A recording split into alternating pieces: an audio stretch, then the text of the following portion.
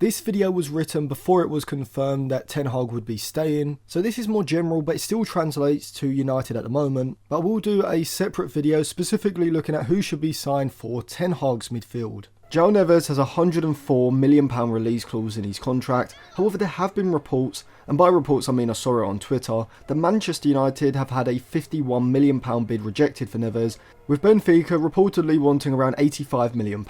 which is probably made up anyway, but if United were able to get Neves for a £20 million price reduction, it may be a deal that I would look to do. However, I think it would hinge on the future of Bruno Fernandes, but it also isn't just as simple as a yes or no answer, as it would depend on the availability of another central midfielder, who I am going to reveal in just a bit. But first, why would Neves be a player that I would consider replacing Bruno Fernandes with? Even though Neves isn't an advanced playmaker like Bruno, with the Benfica man being more of an all-action, deeper-lying midfielder, who provides control via his ball circulation in deeper areas of the pitch, rather than the incisive chance-creating ability of Fernandes. But before I get into that, if you like me are excited for the upcoming Euros, go over to Jersey FIFA, they've got all the Euro 2024 jerseys, as well as the retro club and international jerseys as well. A link will be in my Instagram bio, which I will leave linked in the description. So I think when replacing Bruno Fernandes, we shouldn't just go for a like for like, but instead look at how we can use his likely transfer fee of around £100 million, I would anticipate if he is moving to Saudi Arabia, to completely reconstruct United's midfield, creating the strongest midfield available. Yes, you could go for Wirtz or Musiala, but I can't see either moving to United this summer.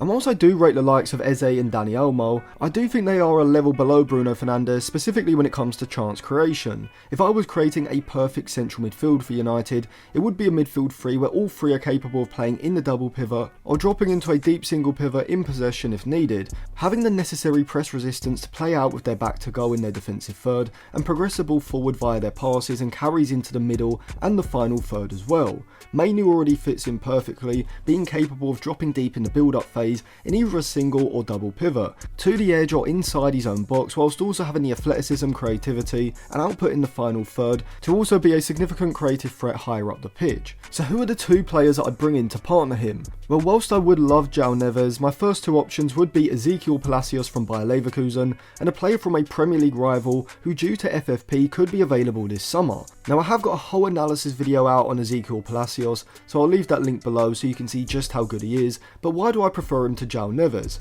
Well, for me, Palacios is stylistically different enough to both Neves and Manu to provide United with more balance, and signing Neves ahead of him would. See, both Manu and Neves excel when it comes to their press resistance and ball carrying, however I think both still need to develop their incisive and creative passing from deep, whereas Palacios is already an elite level progressive passer, alongside I would say having better defensive qualities than both Manu and Neves as well. I think Manu and Neves for their age are fantastic defensively, with Neves in particular being a ball recovery machine. However, for me, Palacios' aggression, tenacity, power and slide tackling ability makes him better suited to playing in the rest defence, and all round being a better defensive asset when it comes to halting counter-attacks, with his recovery slide tackles being as good as Amadou Onana's. And I think in terms of Manu, Palacios allows him to be given a bit more offensive freedom than playing alongside Neves would. Palacios is also a few years older than Neves, being 25, and that is reflected in his play, with the Argentine being a bit more reliable in terms of his consistency, but also being significantly cheaper, likely around £60 million, whereas Neves could cost anything from £85 to £104 million, which is his release clause. So if it's not Joao Neves, who would be the final piece in my midfield puzzle as my first option, and a player who essentially would be the direct replacement for Bruno Fernandes, in terms of spending the money that his transfer would bring in? Well, for me it would have to be Bruno Guimaraes. Guimaraes is already one of the most complete central midfielders in the Premier League, as seen as this season he is simultaneously ranked in the 87th percentile for his non-penalty goals, the 81st for his XG assisted, the early 90th percentiles for his overall progressive passes and passes into the final third, whilst also ranking in the low to mid 90s for the amount of switches and through balls he completes. And that's just his goal creation and progressive passing, as he also ranks between the 70th to 75th percentile range for the amount of dribblers he has tackled, as well as the percentage of dribblers he's tackled as well, alongside sitting in the 92nd percentile for his successful take-ons and around the 80th percentile for his carries into the final third and penalty area, showing statistically that Guimaraes excels in almost every area. In a midfield three with Manu and Palacios, you'd have three central midfielders who can rotate seamlessly, with all three being comfortable at dropping into the defensive third third during the build-up phase, whilst also having the necessary creativity, incisive passing and ball carrying ability to give United significant ball progression both in the transition and against deep defensive blocks. Out of possession with Palacios as the deep single pivot, both Guimaraes and Mainu can perform their role of dropping back when the ball is out wide, as both players are very good at reading the game and positioning themselves to intercept low crosses into the box. But with Palacios, Guimaraes and Mainu, you're getting one of the best deeper line playmakers in the world, as well as athletic and technically gifted box-to-box midfielders who can provide output in the final third just as much as in the middle and the defensive thirds during the build-up phase. Now in another video I am going to go into further depth about how this midfield would set up in different phases of play, so make sure you subscribe to the channel for that video. But for the rest of this video I'm just going to explain further my decision as to why I'd prefer Palacios and Guimaraes to Neves. But before I get into that, if you do want to check out my transfer podcast, you can go on my Patreon, it will be linked in the description, and you can get a 7-day free trial. So it's not that I don't rate Joao Neves, as I actually think he's one of the best central midfield options on the market. And if either Palacios or Bruno Guimaraes weren't attainable, and Neves was for under £85 million, and I'd definitely sign him for United, as I do think he's a level above even the likes of Amadou Onana, Adam Walton and Joey Verman, who are three players who I also rate incredibly highly. But purely from a stylistic point of view, I just think a midfield three of Palacios, Mainu and Guimaraes provides a bit more balance, and with Neves in there for either of the other two alongside Mainu. And this is because I think Neves and Mainu both excel in the same areas, but also need developing in the same areas as well. See, Mainu and Neves both excel in terms of covering ground, reading the game defensively, receiving the ball under pressure, ball circulation and carrying the ball into space. However, I do feel like Palacios would provide much greater ball progression against deep defensive blocks, with the Argentine having the type of incisive passing and vision, which I think could be a game changer for United when they come up against sides who sit in a deep defensive block and challenge United to break them down. Now don't get me wrong, Mainu and Neves aren't exactly poor when it comes to their progressive and incisive passing, but Palacios in my opinion has world-class ability when it comes to this particular area, whilst also having the defensive and athletic capabilities that makes Neves so unique as well. And even though his ball carrying isn't as good as Neves, Mainu does have this ability, which I think would work well alongside Palacios' passing. But for me, in terms of dropping 85 to £105 million on a central midfielder, my first choice would be Guimaraes, not just because he's a complete central midfielder like Neves, is Premier League proven, and is a player who I wanted United to sign even whilst he was at Lyon. And if I can find that video from a few years ago where I do analyse Guimaraes, then I'll add it on to the end of this video just so you can see what I was saying about Guimaraes even before he moved to Newcastle. But alongside all of these reasons, I think Guimaraes would be able to replace the creativity that would be lost with Bruno Fernandes' departure, that I don't think Mainu and Neves can do to the same level consistently throughout the season at this stage in their developments. And there are two great examples of this, with both being in different phases of play. The first is very reminiscent of Bruno Fernandes on the transition in the middle third against Manchester City, where the ball gets played square into Guimaraes, who has already seen Isaac making the run into the space down the left side. And so without even having to take a second glance, he plays a Bruno Fernandes-esque curling first time long pass, releasing Isaac in behind Kyle Walker from where he's able to finish, giving Guimaraes a well-deserved assist. But in this example against Wolves, we see Guimaraes show his creativity, this time in the final third against a low compact block, as he first has the ball control and trickery to spin out of an oncoming challenge, and then see the run in behind Bueno, the Wolves left back, and float a perfectly weighted ball in behind for Almiron, creating the 1v1 opportunity. Now before I show you the clip of my analysis of Guimaraes from a few years ago, let me just summarise my viewpoint on Neves. I do rate him incredibly highly, as his complete skill set makes him a valuable asset for elite level sides. However, the price tag and release clause is massively inflated for his current ability, which is why I'd prefer Ezequiel Palacios if there weren't any underlying injury issues,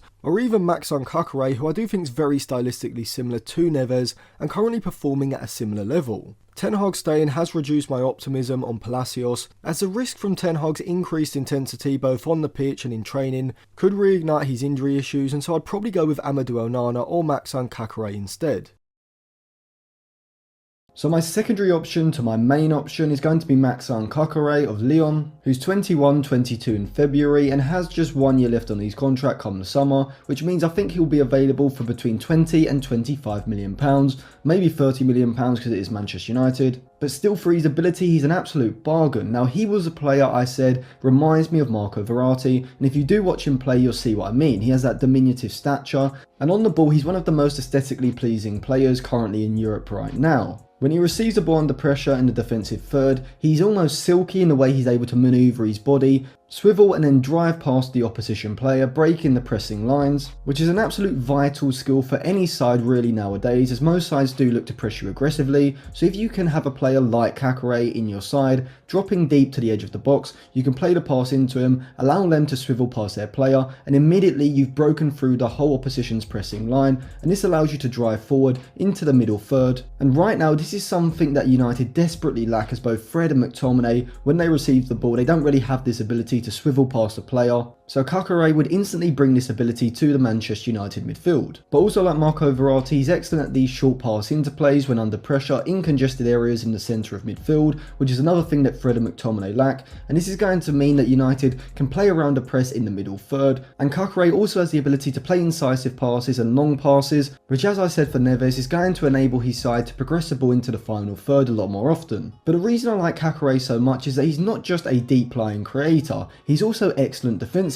So he doesn't look like a physical presence, only being 5'7", but he's a fantastic reader of the game. He's able to see when a pass is about to be played and adjust his body to make the interception, knowing exactly how to position himself in the midfield line to cut off a pass in behind him. And in the press, he's fantastic at moving out of the midfield line to apply pressure to a deeper opposition player. And this sort of reading of the game and pressing ability is absolutely vital for a counter-pressing side, and this will immediately make Manchester United's pressing from central midfield better, allowing United to win the ball higher up the pitch, which obviously can then be used as an offensive weapon. And you can see just how good he is defensively by looking at his FBref report. He ranks in the 97th percentile for pressures, the 94th for tackles, and the 78th for interceptions, which are absolutely phenomenal numbers, particularly for a player who isn't a sole ball winner. We can also see that he ranks in the 88th percentile for dribbles, the 89th for progressive passes, and the 80th for shot creating actions, showcasing the creativity that Caqueret would bring to the Manchester United midfield. But my main creative central midfielder target for Manchester United would be Caqueret's Lyon teammate,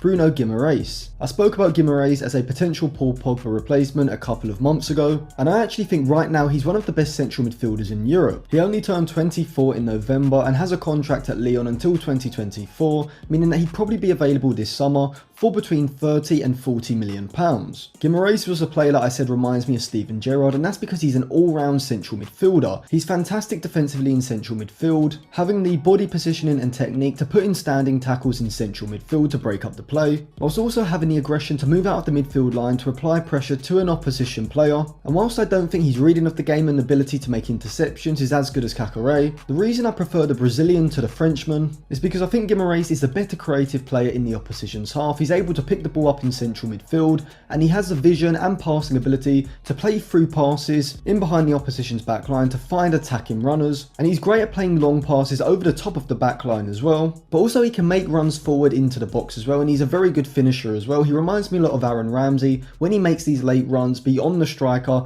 into goal scoring positions. And overall, I do think he has a technical and creative ability of an advanced midfielder who likely would play further up the pitch, but his tackling ability means he's a vital part of the defensive unit in central midfield, which is why he's a perfect all-round central midfielder. And whilst reminding me of Steven Gerrard, he also reminds me of a prime Arturo Vidal, who was excellent at pretty much everything in central midfield, with Vidal and Guimaraes being excellent at getting back to help defensively, being excellent pressurers, having great aggression, whilst also being excellent in terms of their press resistance, forward passing, and their goal scoring ability in the final third. So Guimaraes is pretty much an all-round central midfielder, and I think he'd be perfect in that combative central midfield double pivot of Manchester United, with his defensive ability suiting a counter-pressing style. And in possession, when United win the ball back, he's going to be looking for those quick vertical passes, either to players in between the midfield and defensive lines, or in behind the back line, and this is crucial for transitioning the attack quickly, which is what United are currently lacking.